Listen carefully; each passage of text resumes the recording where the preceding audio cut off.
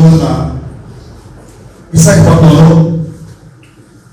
విద్యుత్ ఛార్జీల పెంపుదల, అలాగే స్మార్ట్ ఎనర్జీ మీటర్, ఈ రెండు అంశాలకు సంబంధించి ప్రజలు పడుతున్న ఇబ్బందులను సమాజానికి, అలాగే కూటమి ప్రభుత్వానికి, ఇతర రాజకీయ పార్టీలకు కూడా మన అభిప్రాయాలు తెలియజేయడానికి ఈ సమావేశం ఏర్పాటు చేసుకున్నాం. ఎందుకు ఇటువంటి సమావేశాన్ని ఏర్పాటు చేయవలసి వచ్చింది అంటే, ఈ రోజున ఆంధ్రప్రదేశ్లో అసాధారణంగా విద్యుత్ ఛార్జీలు పెరిగాయి. ఆంధ్రప్రదేశ్ మీద ఒక విద్యుదాఘాతం అనేది తగిలి సామాన్య ప్రజలు విలవిల్లాడుతున్నారు. మనకు తెలియకుండానే మనకు వచ్చే ఈ విద్యుత్ బిల్లుల్లో దాదాపు 13 రకాల పన్నులు కానీ సెస్సులు కానీ విధిస్తున్నారు. 13 రకాలు అంటే మనం కాల్చే విద్యుత్ కన్నా కూడా అనేక రెట్లు ఎక్కువగా ఈ పన్నులు సెస్సులు వేస్తున్నారు. అక్కడితో ఆగిపోలేదు. తాజాగా ఈ కూటమి ప్రభుత్వం అధికారంలోకి రాకముందు, వచ్చిన తర్వాత వారి వైఖరిలో, వారి వాగ్దానాల్లో స్పష్టమైన మార్పు, యూటర్న్ కనిపిస్తోంది.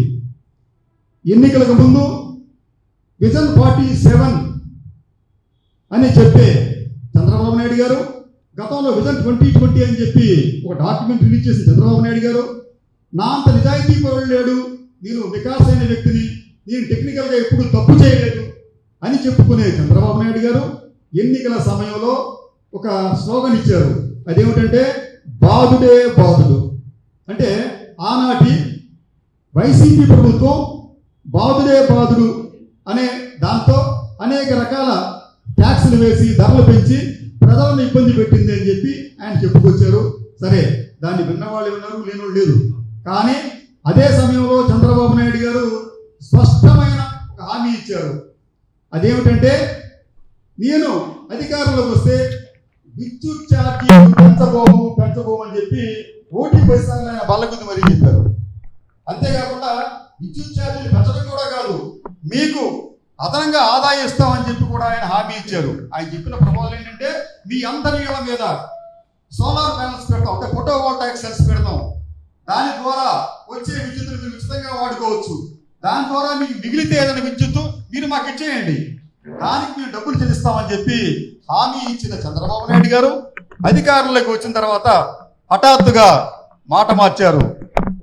ఆయన చెప్పేది ఏంటంటే, గత ప్రభుత్వం చేసిన తప్పిదాల ఫలితంగా విద్యుత్ సంస్థలన్నీ కూడా నష్టాల్లో కూరుకుపోయినాయి, కాబట్టి ఇప్పుడు మేము ఇంధన విద్యుత్ సర్దుబాటు ఛార్జీలు పేరుతో మీ మీద ఛార్జీలు వేయక తప్పలేదని చెప్పని దాదాపు 15,000 కోట్ల రూపాయల భారాన్ని ఈ రోజున ఆంధ్రప్రదేశ్ ప్రజల మీద మోపటం ప్రారంభించారు. దీని ప్రభావం అనేక నెలల పాటు మన మీద ఉండబోతోంది. ఎంత ఉండబోతుందండి? నిజానికి ఈ 15,000 కోట్ల రూపాయలు అనేది ఇది టిప్ ఆఫ్ ది ఐస్బర్గ్. అంటే మనకి పైకి కొంత కనిపిస్తుంది, కానీ కనిపించకుండా దీనికి సంబంధించి ఈ క్యాస్కేడింగ్ ఎఫెక్ట్, అంటే దీనితో పాటు ఇతర పన్నులు కూడా ఆ ఛార్జీల్లో కలుపుతున్నారు. దాదాపు 13 రకాల ఛార్జీలు దీంట్లో కలుపుతున్నారు. ఈ రోజున ఆంధ్రప్రదేశ్లో సగటు యూనిట్ విద్యుత్ వ్యయం, అంటే ఈ 13 రకాల పన్నులు సెస్సులతో పాటు సగటు అని చెప్పి ఎందుకున్నామంటే, డొమెస్టిక్ కావచ్చు, అగ్రికల్చర్ కావచ్చు, అగ్రికల్చర్ ఫ్రీగా ఇస్తున్నారు అనుకోండి, అలాగే కమర్షియల్ కావచ్చు, అలాగే ఇండస్ట్రీస్ కావచ్చు, వీరు అందరూ పే చేయాల్సి వస్తుంది. వారు సగటున ప్రతి యూనిట్కి 15 రూపాయలు పే చేయవలసి వస్తుంది. ఇది ఇండియాలోనే హైయెస్ట్. ఈ 15 రూపాయల యూనిట్ అనేది భారతదేశంలో ఎక్కడ ఇంత పెద్ద మొత్తంలో యూనిట్కి ఛార్జెస్ వసూలు చేయటం లేదు. కానీ చంద్రబాబు నాయుడు గారు ఏమంటారంటే, ఇది మనం భరించక తప్పదు, ఎందుకంటే గత ప్రభుత్వం చేసిన పాపం అని చెప్పి అంటారు. పాపం ఏమిటండి? మీరు విజన్ కదా, మీరు విజనరీ కదా, మీకు తెలియదా? మీరు అధికారంలోకి వస్తే ఈ సర్దుబాటు ఇంధన ఛార్జీలు వేయాల్సి వస్తుందని చెప్పి మీకు తెలియదా? మరి తెలిసి మీరు గతంలో ఇటువంటి హామీ మీరు ఎందుకు ఇచ్చారు? విద్యుత్ ఛార్జీలు పెంచమని చెప్పి ఎందుకు చెప్పారు? అంటే మీరు ప్రజల్ని మోసం చేసే ఉద్దేశంతో ఆ రోజున మీరు ఆ విషయాన్ని చెప్పలేదా? రెండోది, చంద్రబాబు నాయుడు గారు గత ఎన్నికల్లో మనం అందరం అనుకున్నట్టుగానే గత ప్రభుత్వాల మీద అనేక ఆరోపణలు చేశారు.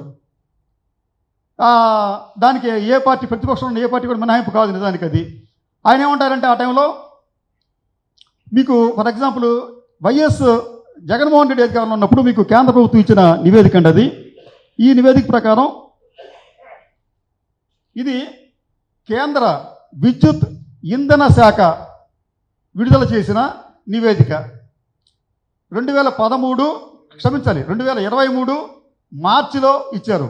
వాళ్ళు ఇచ్చిన నివేదిక ఏమిటంటే 2023 మార్చిలో వివిధ రాష్ట్రాల్లో విద్యుత్ టారిఫ్ ఎలా ఉంది, అది కూడా డొమెస్టిక్, అంటే గృహ వినియోగదారులు ప్రతి 100 యూనిట్ల విద్యుత్కి ఎంత పే చేస్తారని చెప్పి వాళ్ళు లెక్క పెడితే, ఇంక్లూడింగ్ అన్ని ట్యాక్సులతో కలిపి లెక్క పెడితే ఆంధ్రప్రదేశ్లో అది 321 రూపాయలు 100 యూనిట్లకి. అయితే అదే సమయం ఇది ఏంటంటే ఈ యూనిట్ అనే ఛార్జ్ అనేది దేశంలో సెకండ్ లోయెస్ట్ టారిఫ్. అది మీకు తమిళనాడుకి వచ్చేటప్పటికి కేవలం 113 రూపాయలే ఉంది. ఇది మరింత లోయెస్ట్, అంటే ఫస్ట్ లోయెస్ట్ తమిళనాడు అయితే సెకండ్ లోయెస్ట్ ప్రైస్ ఎక్కడ అంటే ఏపీలో. అదే మిగతా రాష్ట్రాలకు వచ్చేటప్పటికి మీకు మహారాష్ట్రకి వచ్చేటప్పటికి ఈ 100 యూనిట్లకి 668 రూపాయలు, రాజస్థాన్కి వచ్చేటప్పటికి 833 రూపాయలు ఉంది. అంటే గరిష్టంగా అక్కడ ఉంటే కనిష్టంగా ఆంధ్రప్రదేశ్ తెలంగాణలో ఉంది. ఇంత తక్కువగా ఉంది ఆ రోజుల్లో. కానీ మీరు వచ్చే తర్వాత ఏం చేశారండి, ప్రతి యూనిట్కి ఈ రోజున 15 రూపాయలు పే చేయాల్సి వస్తుంది. ఇదంతా అతిశయోక్తి కాదు. మీకు 2 బిల్లు చూపిస్తానండి. ఈ 2 కూడా విజయవాడ, అంటే ఇది సాధారణ డిస్ట్రిబ్యూషన్ కంపెనీకి సంబంధించిన బిల్స్ ఈ 2 కూడా. ఈ బిల్లు సారాంశం ఏంటంటే, ఒక వినియోగదారుడు, గృహ వినియోగదారుడు, ఆయన ఇంట్లో లేడు.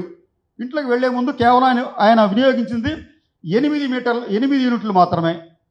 ఆ 8 యూనిట్లకి వచ్చిన బిల్లు 328 రూపాయలు, అన్ని ట్యాక్సులు కలిపి. అంటే సగటున ఆ వినియోగదారుడు ప్రతి యూనిట్కి 41 రూపాయలు పే చేశారు.